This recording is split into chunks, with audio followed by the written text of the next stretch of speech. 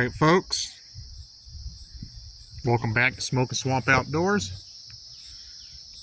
Alright y'all, as y'all know, it's gardening season. We got our garden over here, and I've got some bamboo that the neighbors blessed us with. Gonna use them to make a trellis for my tomatoes. So I'm gonna clean them up, measure them out, put them in the ground and everything, and I'll give y'all an update when I get her done.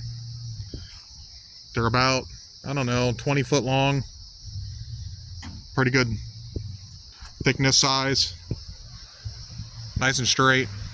So instead of spending a whole bunch of money on tomato steaks, I'll just make, well, like I did here with these ones y'all seen. I'm gonna do the same thing.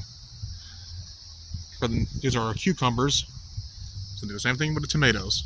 All right, y'all. So you can see where I'm gonna put them. There's a row there, tomatoes, and then there's a row, there's two rows. There's one there and then one there, so 3 rows that I've got to do. All right, time to get to work.